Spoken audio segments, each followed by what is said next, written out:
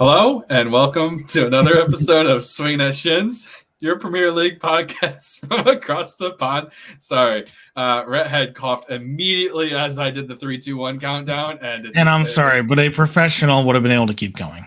Yeah, I'm not a professional, so... You're not getting paid yet. Exactly. If there's any sponsors out there, we'd appreciate That's why we're not getting paid, though, because they know. Oh, that's fair. Dang. Anyway, on today's episode, nope, just kidding. I want to introduce Rhett first. This is why we don't have sponsors. On today's episode, we have Rhett. Rhett, how are you doing? We're recording this on a Wednesday after an interesting Arsenal away match in Porto. I would say interesting indeed, considering they did not hold up the Arsenal end of the bargain for fans. No, and I have a lot of thoughts on that, but this is a Premier League podcast, so... Yeah, if you want to have a Champions League podcast, let us know, and... figure out how to drain your field. Ooh. Gonna start with that. Okay. Well, Gonna follow up with 22 fouls, are you kidding me? And then I'll be done. Okay, now we... Porto played... Porto executed their game plan. Porto executed their game plan. I will give them credit. Okay, and but we were the better team. On today's episode for the Premier League and not Champions League, we are going to do table talk, higher, lower, or the same edition. Also, we'll actually talk about the World Cup being in New Jersey. I know we skipped it the last pod. We'll try to do better. We'll talk about blue cards and what that means for everybody. Over under on how many Europeans end up in New York not knowing where MetLife is. 100. All of them. All of them. 100. 100 Europeans are going to come watch the World Cup final, and all of them are going to end up in New York City. Walking around Manhattan like, I don't know, it's a big stadium. Trying to break into MSG. That would be a fun... Could you imagine doing a futsal tournament in there? That'd be pretty bitchin'. I bet they do. Yeah. Anyway, moving to Man United's Ascension. They've been doing pretty well. We'll talk about that. And Roy Hodgson's leaving. Still Hodgson. Damn it. We even practiced this before. We did. Anyway, we'll talk about Hodgson decided that his retirement year shouldn't be spent in the worst run club in London, which is saying something because he's not at Chelsea. That's true too. Pretty sad. The table, as it stands currently, Liverpool sitting first. Lower. Ooh, fun. Manchester City sitting second. 56 points. I hate it, but probably higher. Probably higher. I want to believe, and I have belief. So Liverpool just came off of a 4-1 win against Luton. That they did. What that scoreline doesn't tell you is that they were losing 1-0 for most of that match. They certainly were. And also it was at Anfield. But they won 4-1, and I'm not going to take that away from them. They have 7 injuries to their starting 11 right now. Mm-hmm. And I don't think Liverpool has the legs. I don't. They're a team that's transitioning very well. Yes. And I give them a lot of credit for it. Like last year was a down year, but they're transitioning very well into this new group of players. Give them a ton of credit. I just don't know if they have the legs. And as much as I want to believe that Arsenal could do it, and I still think we can because our Premier League form has been amazing the past 5 games. Mm-hmm. This Porto match there's a way to beat Arsenal. There's still that way to beat Arsenal if you need to. There's a little deflation for sure. You're going to have a shadow of a doubt for Arsenal at least. I don't see how we get a draw or a win in the Etihad right now. That's fair. That's the issue. That's what it comes down to. I'm going to say, so I never actually gave my same. Yeah, no, go for it. So Liverpool, I think, is actually going to stay the same. You think Liverpool's going to win the league? I'm going to die on that hill. All the way.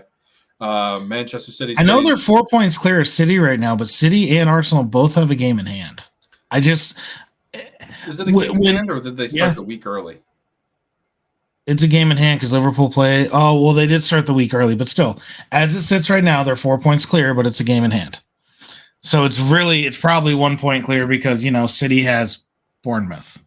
And it's City, and this is what City does every single year.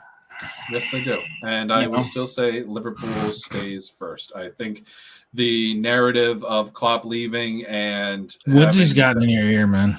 Nah, it's in there. I thought when the announcement for Klopp leaving, I thought that the players would back Klopp through and through. So I think that big losses at times, though. It's going to take a lot for big loss against Arsenal at the Emirates. Like, I don't know. I don't know if he.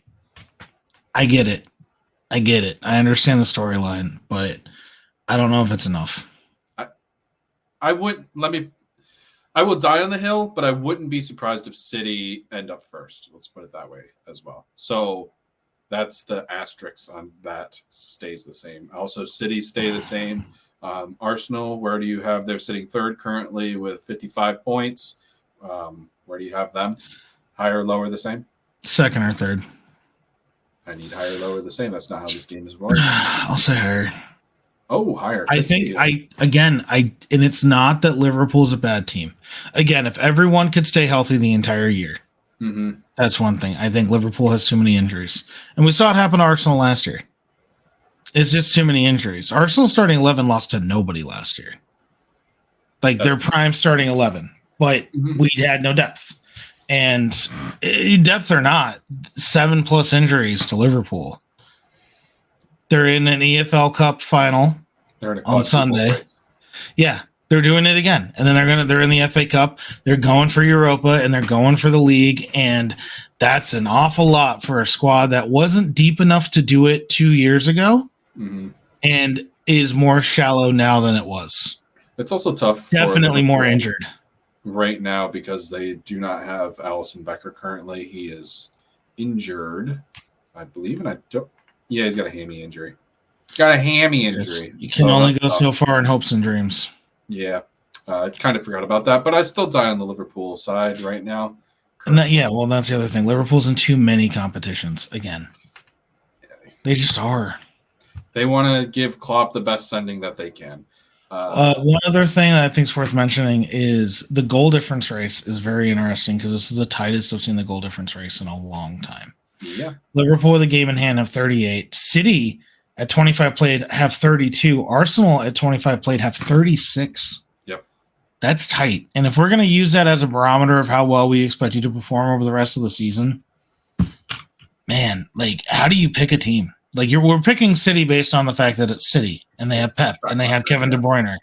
And honestly, if City had Kevin De Bruyne for the first half of the season, their goal difference would be higher. Higher, and they'd be sitting in first, and we wouldn't have this discussion about Liverpool being top or. Yeah, that's the other thing. Liverpool's getting weaker. Arsenal, while good in the Premier League, has ground to make up and is in a Champions League right now still that I don't know if we're necessary. I think we're prepared for it. Again, I have a lot of thoughts on the Porto match, but whatever. City is prime City doing all the things they do. They're coming off a treble win. They got healthier. Yeah. It's like I said, it's tough not to say City will win the league. Also, Arsenal have Partey and Timber and Tomiyasu all coming back. That's pretty helpful. Kivior no longer has to start, so that's pretty helpful. And Zinchenko. On to Aston Villa, sitting fourth currently with 49 points. Higher, lower, the same. Yeah, I know this is a tough one too. You don't have to. It's not going to hurt my feelings. I understand because I'm not certain either. There have been a relative amount of injuries. My heart says the same. My head says lower. But the only reason why my head says lower is because I think United has one of those fucking runs in them, and I think they're going to pip fourth place again. I wouldn't be surprised about that either. I don't think Spurs has it in them to overtake Villa. And again, Spurs fans have got to understand they are punching way above where they should have been punching. Both those teams currently are punching. I'm really impressed with the Asian Spurs, especially with the injuries they had. I'm really impressed. They're better off at this point of the season now than they were last year. Absolutely. By like 3 points. And goal differential wise, they're scoring way more goals than they were last season as well. They were pretty much a 0 goal differential and sitting in they were 4th, 5th. They really were. Now they're more of a show, and it's enjoyable to actually. I'm going to say enjoyable to watch them for all those Spurs fans. They're good at scoring. They've scored 52 goals over 25 matches. Arsenal and City have scored 58. Yeah. Liverpool have scored 63, but Liverpool, I mean, technically City have let in more than Liverpool, but Liverpool's just a little bit more open, I think. Yep. That's their style of play, and it suits them. I don't know. I think Villa goes down 1, Spurs go down 1, United goes up 2. I think that's how I feel. I hate that. I hate that.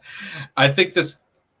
So I think the first 3 teams right there, and I understand Villa still could technically be in the title by like minimal percentages, and just as much as Spurs and United, minimal percentages. The top 3 is fun to watch, but that 4, 5, 6 turn right there, extremely fun to watch because they're all within relative talent of each other. The top 3 is fun. Yeah, I agree. The top 3 is fun to watch because we actually have 3 teams who can go for a title. Right. But the top 4 race is going to be super fun again. Yep. It's going to be like one of those where Leicester had it for 4th forever, and then they end up dying twice in 2 years. I'm going to say, I know I'm wearing this badge, and it's going to pain me to say, I think they're going to, I think it's lower, and I think it's going to be 5th, and not. Yeah, I think it's going to be down. We're not homers. We're not like blind homers on this podcast. I would yes, don't get me wrong. I have this flag. I have a Leon Bailey jersey. It kills me to say that they'll not be in Champions League because that's a lot of money they're going to lose out on in that opportunity. But that's a totally different thing. We could. They get 5th, depending on how teams fare. Probably not, because I think it would take City. Liverpool, I don't know exactly the machinations of how the quota and the whatever with its leagues, but if there's a chance to get 5 Premier League teams in the Champions League next year, I believe. So is that next year? Or is that actually current? Doesn't it start 2024, 25? Hold on, I'm actually looking it up right now. On that note, Spurs, well, I mean, you've already said Spurs will move down 1 into the 7th, so that's lower. I also think lower as well because that's just how that math works out. And we also know United will move up for the both of us at least. So on to the next team. I wish I had my window up. It'll be Brighton, higher, lower, or the same. Same. I'm feeling lower, but I think that's because Newcastle will flip flop with them. Maybe. But I can see it. I can see it.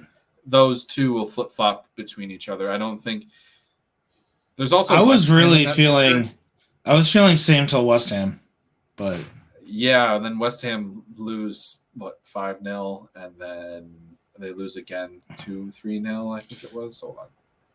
2-0 against Forest, 6-0 against Arsenal, and then before that they lose 3-0 against United. And then they've only picked up 2 points in the last 5, so they're having a real rough stretch right now. Yeah. And Chelsea is starting to play up. Well, you mean play how they should be playing? No, I mean play up. I said what I said. No, I love seeing memes too, and it's like Chelsea always being in 10th and high-fiving each other. Yeah. 10th, yeah. I wouldn't be surprised if they end up in 10th. Again, their goal difference is 1. Yeah, it's not ideal. And watching Nicholas Jackson play, he's got all the speed in the world. And he's just got the gracefulness of a seal sometimes. It's just... They're 10, 5, and 10 through 25. They have a goal difference of 1. They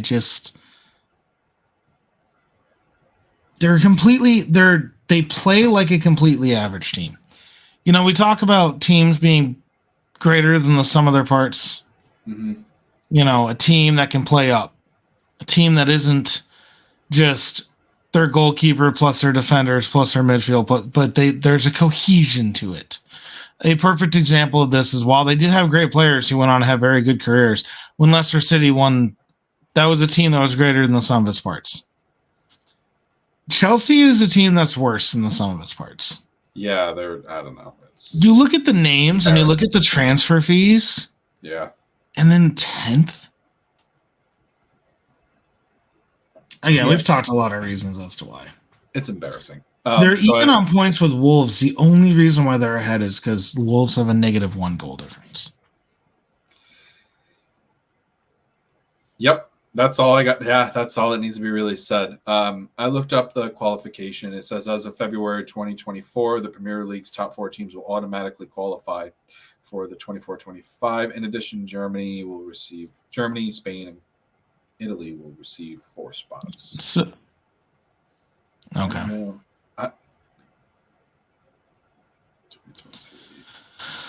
At some point, I know. Hold on. Let me read the next paragraph.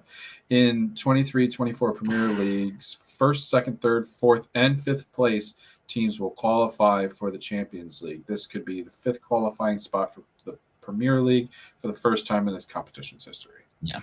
This is just weird to see that FOTMOB hasn't really updated it. And also, they haven't. Well, FOTMOB also doesn't even include the whole Conference League. Yeah, that's what I meant to say. Yeah, they don't even have, so whatever. Get your S together, guys. Put it in the bag. I don't even know if it's for sure yet. I just know that's a possibility. I mean, I just read an AI-generated suggestion just told me what was right. We'll do what you wanted to hear. Yeah, right. All right, Thanks so Chelsea probably higher than West Ham?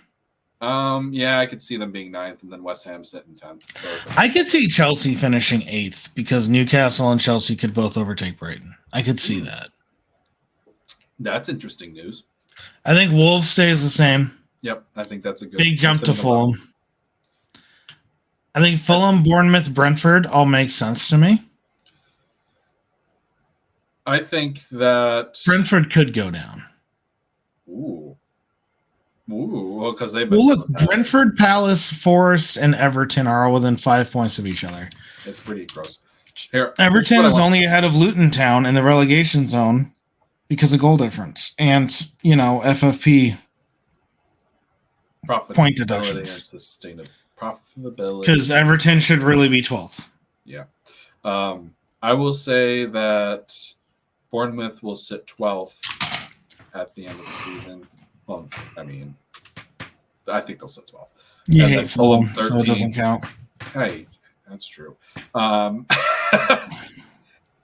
Yeah, no, this bottom race is going to be interesting because it's a lot of mainstay Premier League teams like Crystal Palace and teams that should be mainstayed like Brentford and Forest and Everton. But I really didn't take a look at this and see how that 18th slot is going to be crazy. Whoever that one, it's Burnley and Sheffield United at the bottom. They're going to remain the same. It doesn't matter. But that Burnley Palace big match this weekend. If Burnley beat Palace I think is going down. Ooh, I really do. I think it's that simple. I don't have any trust in Palace right now, and it's because of the way the organization's run. Brentford is trying to win. Forest is trying to win. Everton is only here because of a point deduction. Mm-hmm. Luton Town is playing. They had the lead for most of the match at Anfield. I understand they lost 4-1. They played up against the Big Six. Yes, they did. The most stressful match of the season happened at Kenilworth Road for Arsenal. I can see them having the grit to get the goal that they need to get. I don't see that fight in Palace. Yeah, Palace just have it's difficult because Palace always sit around this range anyway. So it's like, do we expect the same thing over and over again, or is it? Palace usually is more than 5 points clear of the relegation zone at this point. They're usually like 13th, 14th, and there's usually more separation. The bottom of the Premier League's tight. No, that's true. I was thinking to myself earlier too. I was like, man, it doesn't seem this bottom of the table doesn't seem as tight as it was last year. And now that you brought it up, I think I was wrong. I think it's the last season was tight because 3 spots there wasn't a team that was specifically going to go down. That's how I felt anyway. You know what I mean? Like all 3 of those spots were available. Now it feels like 2 teams are going to go down, and who's going to get that last one? Yeah, and there's also at this point last year we were talking about how tight the relegation battle could end up being. Yeah, and some teams separated themselves in the pack. Yep. Some teams just straight up created that separation, and there's still time. Obviously, we have 13 matches from most teams still to play. So there's still plenty of time for a Brentford or a Forest or an Everton. I mean, let's be honest. I don't think Everton's going to go down. The only reason why Everton's here is because of a point deduction. I think that when it comes down to it, and I thought Everton were going to go down at the beginning of the season. Me too. You can run the tape back. I had them like for sure going down because again, for the 3rd straight year, they did not do apparently anything to improve themselves. And they had just squeaked out of it last time. But the way they played this year, I think Everton will have enough. Of course, they did improve themselves. His name's Sean Dyche. Yeah, I was going to say Sean Dyche is the guy who... Also, they got rid of Mope, and you don't need that cancer on your team. No, keep Beto and Dominic Calvin, and there's another guy in there, another striker. I can't think of his name. I'll botch it. Hold on, give me 2 seconds. And don't count because it's not going to be 2 seconds. Trimiti? Yusuf Trimiti? Sure. I know I did. I'm not going to pretend to pronounce his name. I do have a question for you. Yeah, go for it. What do you think happened to Burnley? I'm going to be honest. I have been working a lot more this year. I have 2 kids. I moved into a house. I have a lot of excuses. I have not watched the Premier League as closely this year as last year. I don't know what happened to Burnley because they were the best team by a fucking mile in the championship, and they're level on points with Sheffield United right now. So I think it's a couple things. I think that they didn't keep those quality loans that they had. Like they had a loaned player from last season from Southampton. I can't remember his name, but he was tearing it up for them. Didn't keep him. They were able to get James McAtee, but I think he's just unpolished right now. I think they went about it in the sense that I think, how do I want to say this? We're either going to be good enough with what we have, or we're not going to be good enough, and we're going to try again next year. Something like that. And I also think there's arrogance in Vincent Kompany, who just doesn't want to adapt. I think that's fair to say. I haven't seen. I feel like he's just beating his head against the wall at this point. I can see it. There is. You do see this happen with a lot of teams. You see this happen with a lot of teams that, well, I think it's just a young coach. There's that too. You know, like so right now he's getting his feet wet. And Burnley's squad isn't that great either. I overestimated them. I honestly, in the beginning of the season when we had our table predictions for the year, I really thought they were going to be better. Easy. You and I thought that they were going to perform better against our other relegation opponents. Yes, that's where I thought they had it. I didn't think that they were going to come up and be a mid-table team, but I thought that against everyone else in the relegation zone, they were going to outperform. You know, I'm not going to do it away at Anfield or the Etihad or the Emirates, but I'm going to be able to do it away at Kenilworth Road because I know Kenilworth Road. I was just there. Mm-hmm. And they haven't. They just haven't. I mean, 13 points, that's not good. I think there's also a little bit of give up right now. I don't know if their goalkeeping was great either. Just a lot of things were very subpar. And I think you were right. I think it was we get what we have what we have, and if we stay up, great. If we don't, well, we got Premier League money, and we'll try to yo-yo this for this season into next. So Ugh. see what happens. But Speaking of it, just took a gander at the championship, and we'll be seeing Leicester again next year. oh, absolutely, Leicester's absolutely a night. Leicester and another relegation season. Well, Southampton's up there. That's who I was thinking of. Leeds. Yep.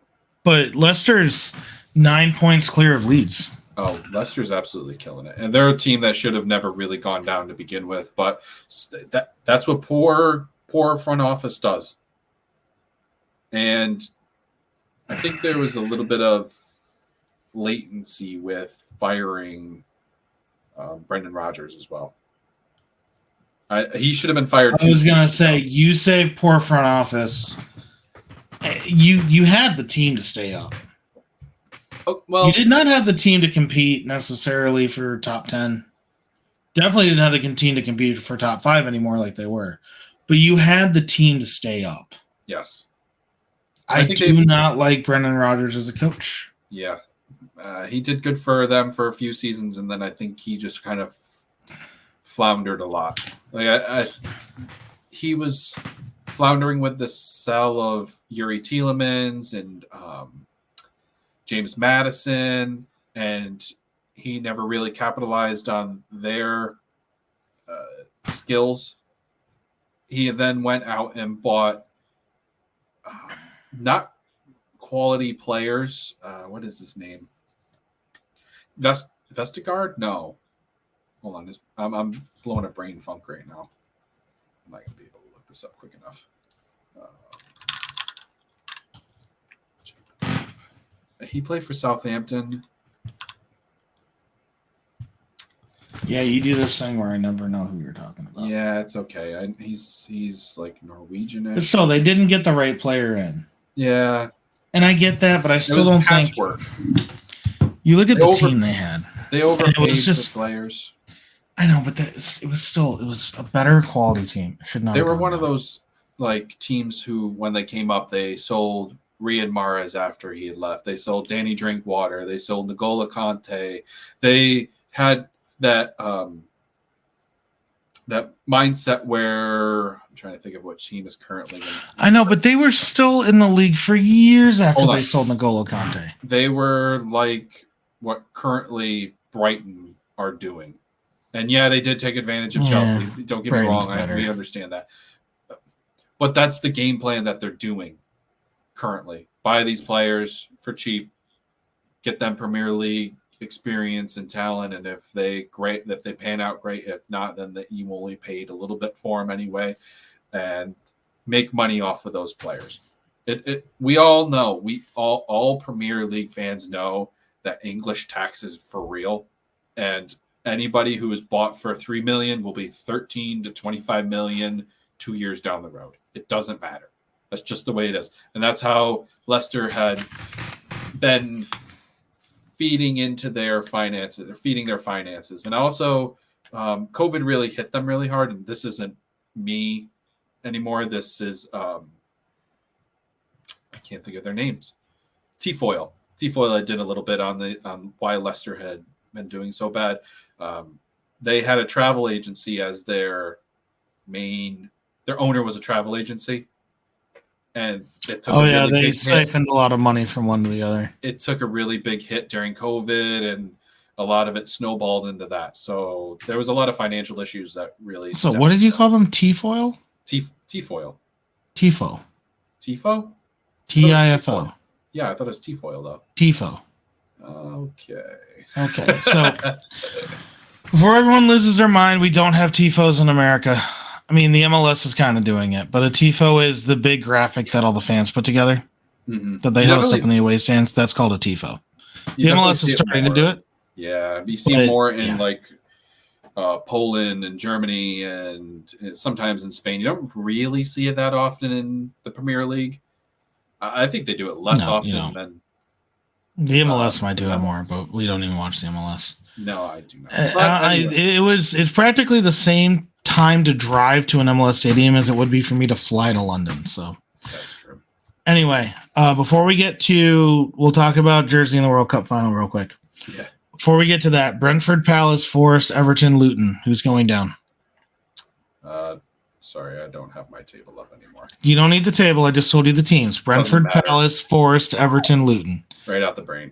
Brentford, Palace, Forest, Everton, Luton. Who's going down?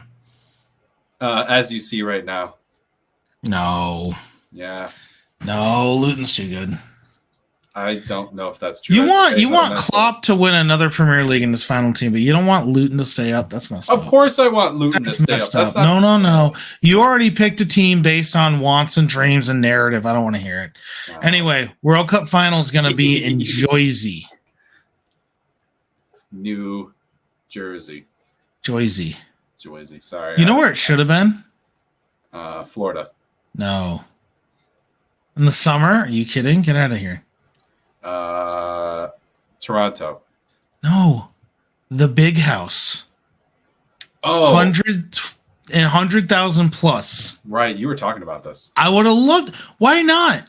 They fill up that stadium for college football. We can't fill up that stadium for a World Cup final? Are you kidding me? Certainly would. Half the world just went to Qatar or Qatar or however you pronounce that in the middle of it was 120 degrees. We couldn't get people to go to Ann Arbor, Michigan? Come on. No, would have been amazing. Would have loved the big house. That being said, I don't hate MetLife. MetLife makes a lot of sense. It's practically New York. And yes, that's right, Jersey. You are an appendage to New York. And nobody likes you. You are literally our appendix. You're where we put all of our nasty bacteria. And for whatever reason, a football stadium. That happens. But I like it. I'm glad. The problem that they had is they're going to want to do it on a football field, and they're going to want to do it in an NFL football field. It just is. The dimensions are close, So all the baseball stadiums are out, right? Yep. I just think that they should have opened it up more to college than NFL because NFL is going to have the better facilities. But there's a lot of enormous college stadiums I think would have been great. But the problem is you can't do it in Vegas. It's a dome. You can't do it in SoFi. It's a dome. You can't do it in Houston. It's a dome. I guess you could have done Hard Rock in Miami. But you're not doing it in New Orleans. You're not doing it in Atlanta. No one's going to the shithole that the Commanders play in. No. You cannot get 100,000 fans in and out of Foxborough. No, that would be an absolute mess. I think so. Really, it comes down to if you're not going to do a college stadium, MetLife was the only stadium that they were going to pick. Why do you think that they didn't pick a college? Is it because facilities? Oh, it's nicer. Football, NFL stadiums. There's a higher quality of everything. There's a higher quality of concessions. There's going to be a higher quality. You're going to get people in and out better because in the NFL, in college football is a business, and it has been for a long, long time, and everybody knows it. But at the end of the day, you are going to have all the better facilities and infrastructure for an NFL stadium than you are ever going to have. No, fair enough. You can't get guys in and out of M&T Bank. Nor do I think M&T Bank was necessarily big enough. Right? So it's just you run out. Like Minnesota would be great. They played a Super Bowl there. Love that stadium. We're not playing the World Cup final in a dome. It's that simple. I mean, soccer. I feel like soccer was never really meant to be in a dome, anyways. Well, neither was football. But in America, we don't care.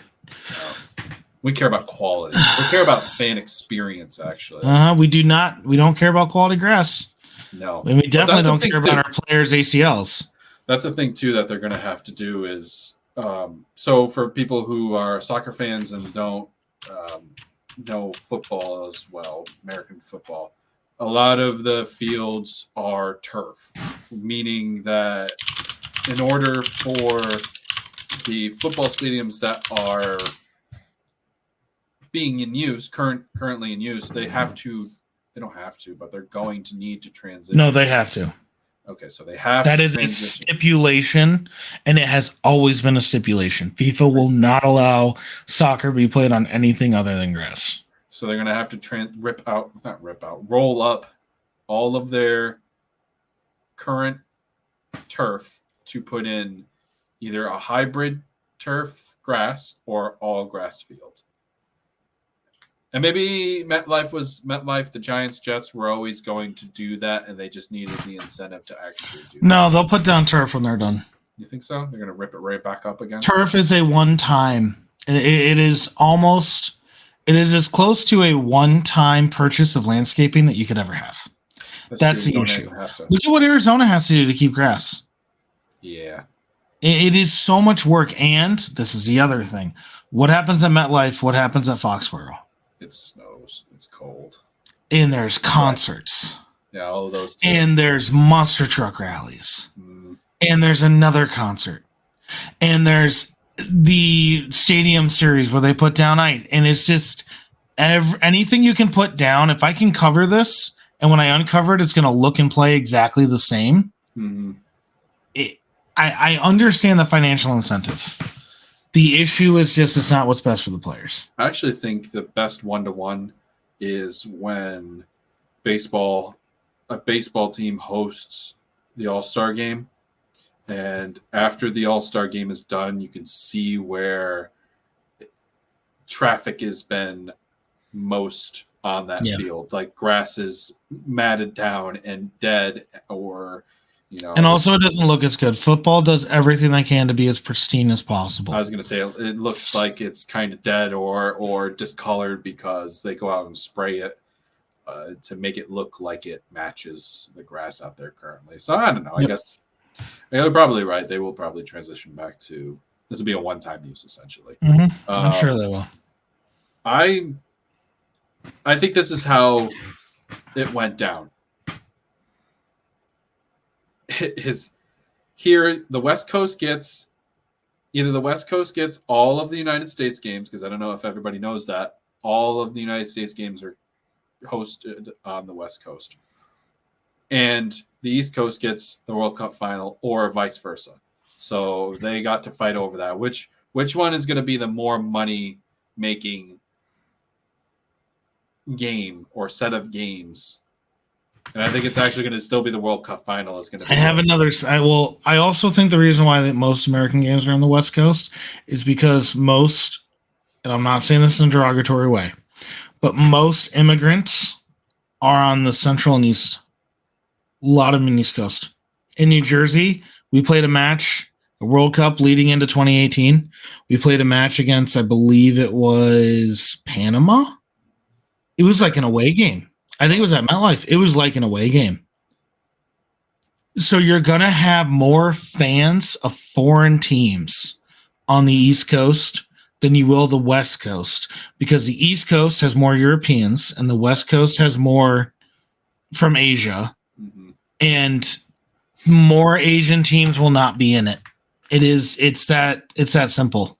There's going to be more European and South American teams, and those fans are more predominantly in the East Coast, and not all, but more of them are.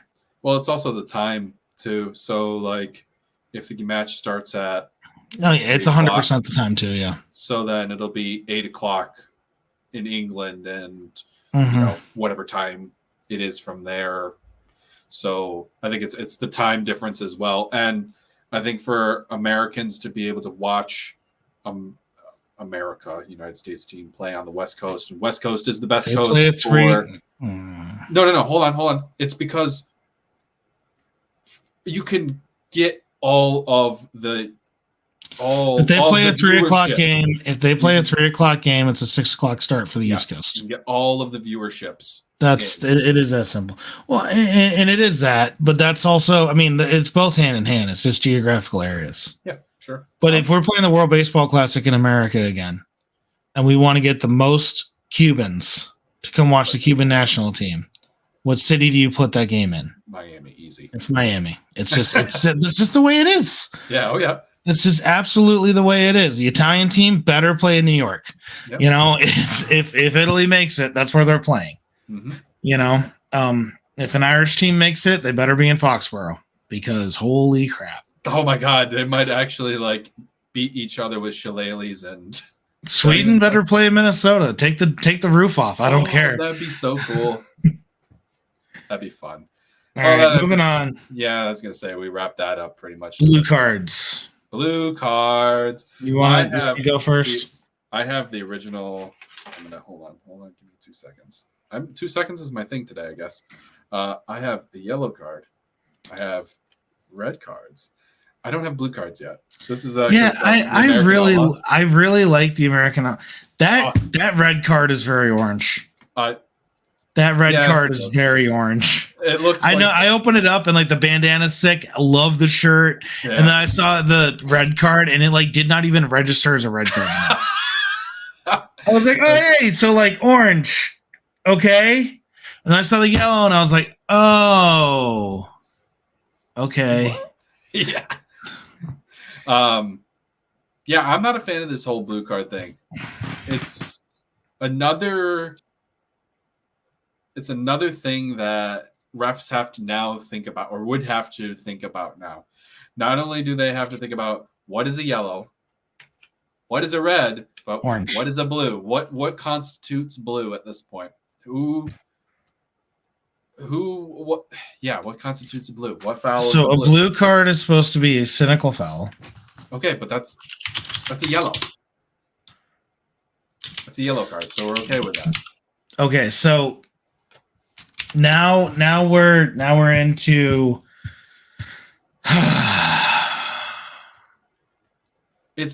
now we're into what it is.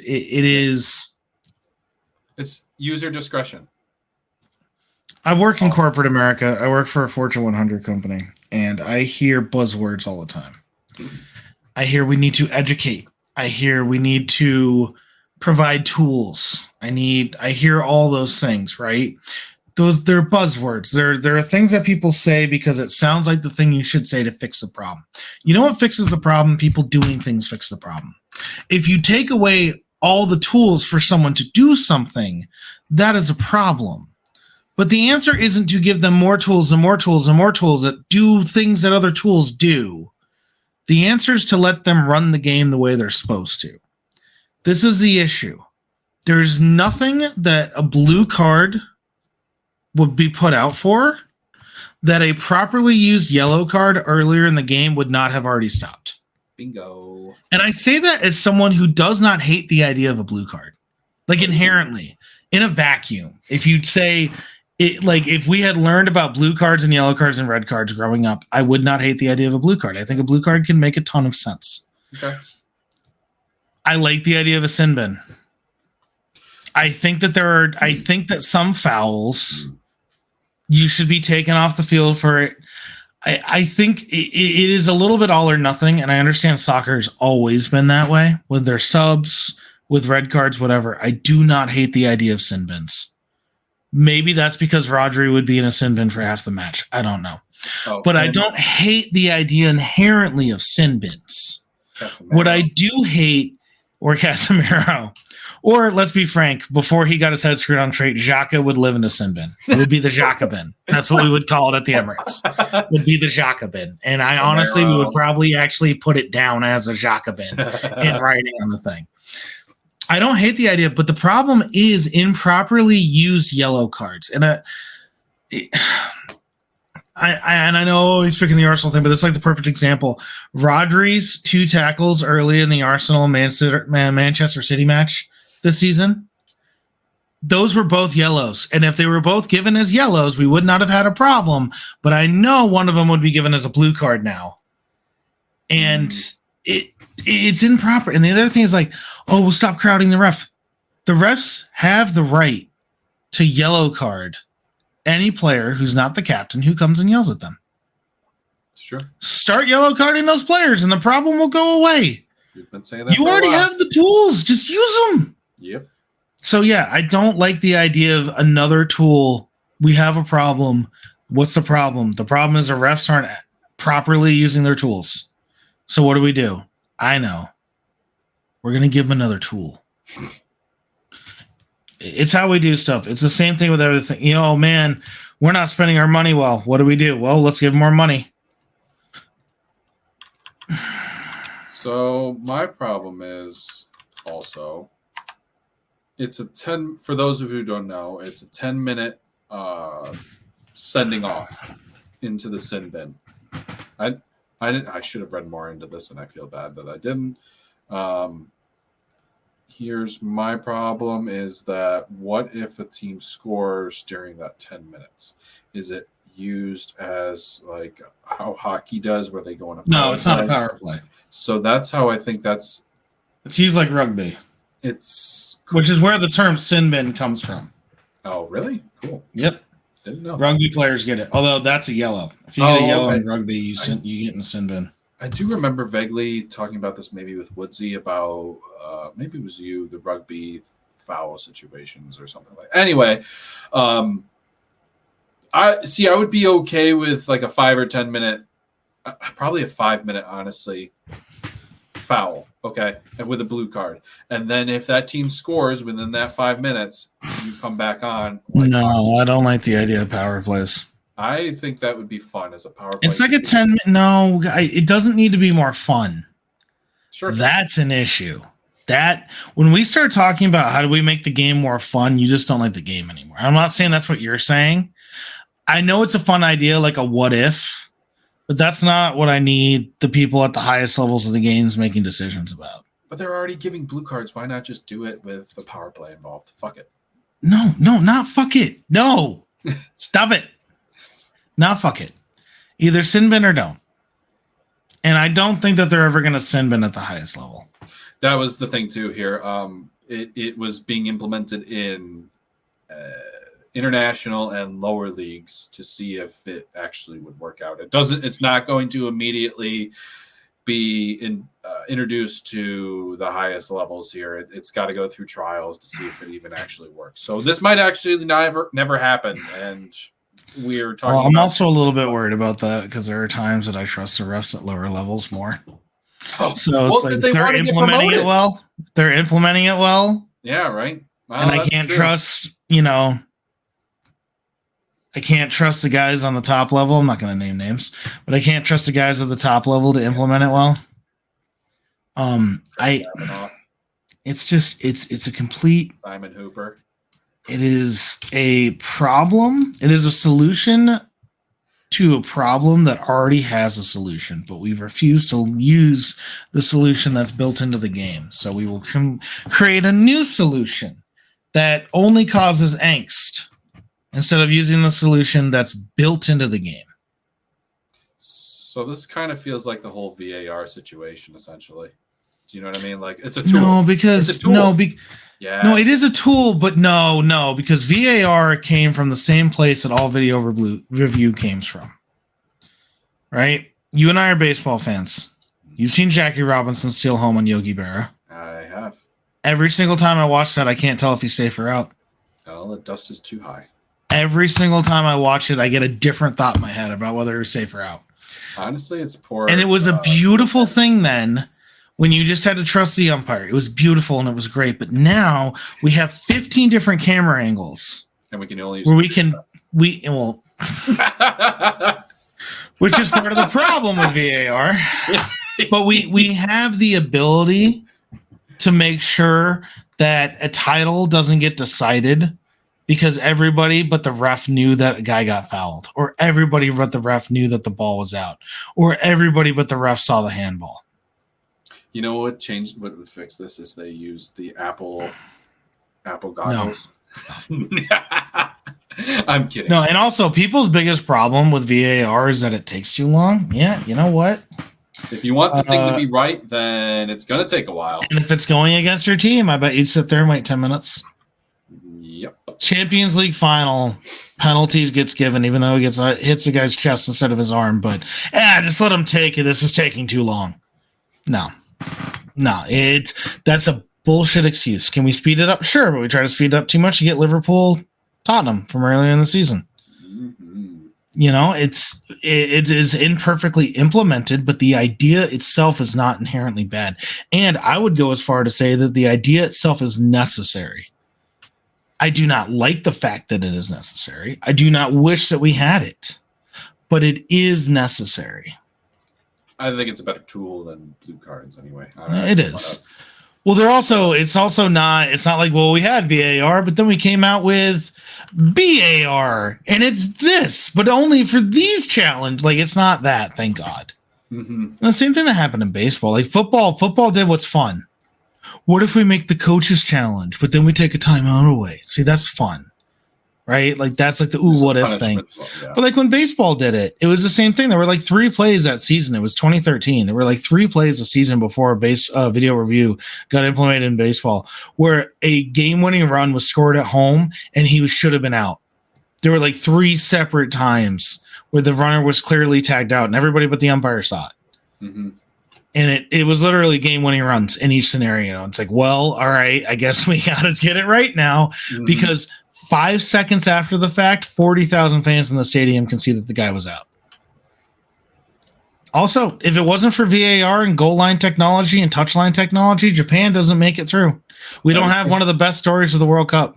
It was pretty fun. I still don't understand how the ball was in, but I also don't argue it anymore either. Yeah, after Newcastle. Again, I can believe that ball was in. I just don't understand why we don't have the same technology. Why can't we see it? It's St. James's Park. It's not a shithole. It's an enormous stadium that fits 70,000 people. Yeah, it's not Yeovil. Like, get it in. Get it in. I'm talking about Accrington. We have goal line technology. Just do it again, but extend it on the other side of the poles. This isn't Bolton. This isn't Bolton. Bolton Wanderers actually have an enormous, beautiful stadium. Well, that's because they were in the Premier League for a very long time. They thought they were going to keep it. Yeah, that's unfortunate for them. Let's move to United. So late. Anyway, Man United have had a recent resurgence, kind of much like their town partner does. Let the January hit, and everybody just is like, let's be superpowers and Monstars for City. United's having the same effect. I think it comes down to the fact that Højlund is being more productive in his striker manner. Have you seen the clip where it was Marcus Rashford pressing, air quotes for listeners, Ross Barkley? It was the laziest thing I've ever seen. He might as well have been a mail post out there, and he probably would have done a better job. He kind of just like, in FIFA, when you ask for like a double team with your teammate partner, and you hit, and one guy just gets dribbled around immediately. Exactly, and that's exactly what happened with Rashford. It was the most embarrassing thing. And I don't double team so much in FIFA because I was so sick of that happening that I forgot that you could call for a double team. Yeah, it's been that many successive years. I just happen to remember it's one of those. So I'm looking back over this resurgent United. Sure, as you should. There's the Villa match on Boxing Day. Gross, but yes, it happened. Which I still don't understand how that happened. Don't know. I left the bar. I was not feeling ill. I was feeling ill, and it wasn't the Man United Blues. Villa Blues. Yeah, you went hard. You went real hard, real fast that day. Yep. Forest, they lost. They beat Wigan in the FA Cup. Whoop-de-doo. 2-2 draw against Spurs, which ain't nothing. They beat Newport in the FA Cup. Cool. They had a 7-goal thriller against Wolves. Hold on, they had to come back and win against Newport. Yeah, still 4-2. They had a 7-game thriller against Wolves. Yeah, they did. They beat West Ham 3-0, like who doesn't nowadays? Yep. Beat Villa again. Yeah, that one was painful. That's weird to me. And then they've beaten Luton. They're going to have Fulham, and they're going to have Forest coming up again. Forest in the FA Cup this time. Yeah, Fulham at Old Trafford. They probably win that match. Yeah. But after... This is match week 25. So after match week 27, when they're away to the Etihad, I think we're back to talking about same old United. Yeah, they just went through a nice stretch where they're like... Højlund started scoring, and they started looking better, so everyone went, oh, hey, United's back. And then you look at the table, and you're like, oh, wow, they're really not that separated. Mm-hmm. And the truth is they're not really all that separated from 5th and 4th. But there's 6 points between Villa and Arsenal, 7 between City, and 11 between Villa and Liverpool, again, with a game in hand. So 8 if Villa win. I don't know. I agree they're playing better. They're definitely playing better. Hoyland is finally scoring. They've got Garnacho playing in a position that. So you know John, the City fan at Beer Garden? Yes, I do. He has a bet with Nick from the Albany Gooners that Hoyland won't even score 10 league goals. Oh, that's looking pretty hard. My fucking God, I wish he had said that to me. I could have made some money. I don't even bet, but even I would have taken that. Because the issue with United is, where do the goals come from? Yep. You know, and it's been Rashford for a long time. Yep. It's not Anthony. Nope. And they're not so bad that they're not going to score. Right. I mean, I'm not Hoyland's better than Holland, but no. I don't know. To say he wasn't going to get goals is so weird to me. He was the only guy who was going to get goals. I don't know. And he scored in 1, 2, 3, 4, 5, 6. He scored in 6 consecutive matches. Yeah. And a couple and 7 of his last 8. He scored in both Villa matches. He didn't score in the Wigan match. He scored in the Tottenham match, the Newport match, the Wolves match, the West Ham match, and he had both goals against Luton. Was it you that I was talking with? I'm sorry. So when I say when it was we also have Woodsy as well. So some conversations I didn't remember, and they blend together because I think we're smart individuals and we talk about smart things. Anyway. I'm not nearly as much of a homer. That's all I got to say to that. I forgot where I was running with this. Dang it. We were talking about Hoyland and constantly scoring. Oh, no. It wasn't even had to do with that. Okay, I got it. It was the fact that somebody had said that they're starting to believe in the fact that Erik ten Hag is leaning into the counter-attacking and not so much a high press anymore. And I think it was you that might have said it. I'm not entirely sure, so I'm just going to continue on. And I think that the counter-attacking style is a better fit for this current team than a high press like City or Villa or Arsenal or even Liverpool. Not even Liverpool. Liverpool definitely does it most than any other team. But the point is they're a different style and they finally understand their identity. And I think that's where they're starting to get more of their goals. They're sucking teams in and they're using their speed to break out from the defensive shell to them. They could also just finally be playing well enough. If I say counterattacking teams in the Premier League over the last 3 years, who do you think of? Spurs. I think of just a second. Sorry. I would think of Brentford, and I would also think of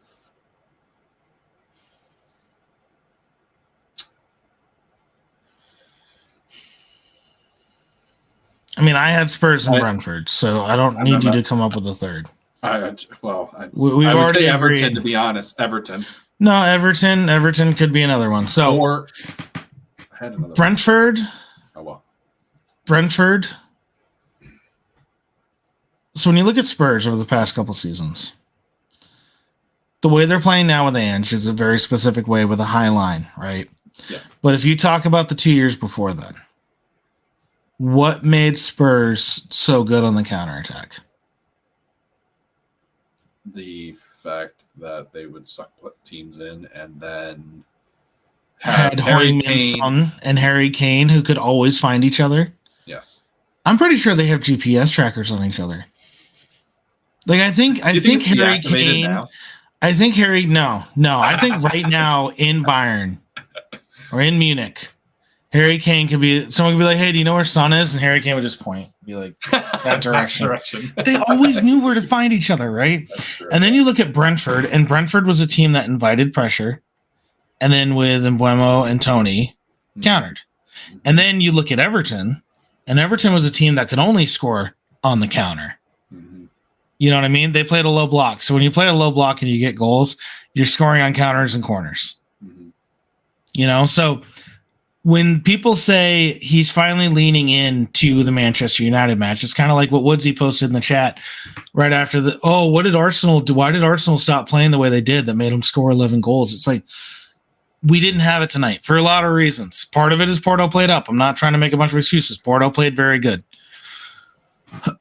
But when you don't play well, people go, why did you play different? It's like, no, I didn't play different, man. I just didn't have it tonight. Mm-hmm. You know what I mean? And I think that's a lot of what's going on with United, because when United had huge matches last year, lots of corner goals. When United, I mean, even earlier this year, the Rashford goal that they scored against Arsenal to go up 1-0 was a counter. And then the almost Garnacho goal that got called for offside was a straight counter. I think he's been wanting to do it. I don't think his team has just been executing. Okay. And again, everyone's going to look at this and say, oh, Eric Ten Hag. I love the song. You know, ETH is a clown. I get it. I love the song. But just like with Hodgson, who we're not going to get to, but just like with Hodgson, the problem with Man United is not Eric Ten Hag. Nor was it Jose Mourinho. I don't even think nor was it David Moyes. I don't even think it's the Glazers. I'm going to go out and say that. It's not the Glazers either. They've pumped in so much money. It's not just about throwing money at the problem. Hold on. It's not the Glazers because they fund what they need. It's the recruitment. Which, as the owner, it's your job to get better people in. Okay. Which is what the Cronkies have done. That's fine. They could take. It's what FSG did. FSG took over Liverpool and decided we're not messing around anymore. We're going to go get the best scouts. We're going to get the best deal that New Balance has ever given anyone ever. We're going to go get Jurgen Klopp. We're going to go do these things. You look at the Cronkies. When the Cronkies finally had sole control of Arsenal, Sven Milsant, gone. Raul Sanyehi, gone. And you look at the Glazers. Well, we'll keep firing managers, baby. But we're going to have all the same people. When you're the owner and the team doesn't perform, it's your job to find the right people to get them to perform. So while I agree with you, it is recruitment and it is the rest of the front office that's the issue. It's the playing. You paid for Paul Pogba twice. Yeah, I had a thought run through my head. If they don't pay for Paul Pogba the second time, I think they have another Premier League in them. If they use that money in a smarter way, I really think that they get another Prem. But it's your job to get rid of the people who do that and then to replace them with people who are better at their jobs. Okay, that's fair. I will take that. I just think that they also the money is not distributed properly. While they're firing and hiring managers and buying the wrong players, they could be looking to spend internally. Is that fair? Yes, but that's up to the Glazers to do. Yes, that is what. And it's the same thing that happened with Arsenal. All right, so Ferguson left, and they immediately fell apart. Why? Ferguson was that football club. Yes. He ran everything. He was the Bill Belichick. He really was. He was the general manager. He was the cut manager. He did everything. You talk about guys getting people. He did everything. Yes. Arsenal did the same thing when Wenger left. Mm-hmm. And we got bad people to replace him. Sanyehi did not do a good job. Sven did not do a good job. But we looked at it and went, this isn't working, and this is the issue. Unai Emery was not the issue. In fact, I think a big reason why we got rid of Unai Emery, and I love Mick Arteta, and I'm really glad we have him, but I think a big reason why we got rid of Unai Emery was because it was untenable when we had him. If we gave Unai this team, I'm not sure that we perform better, but we definitely don't perform the way we did under him. You know? Oh, yeah. It's just so many people look at the manager, and it's just... Well, he's the figure out there that everybody thinks that it comes down to. And Ferguson and Wenger in the Premier League and other managers.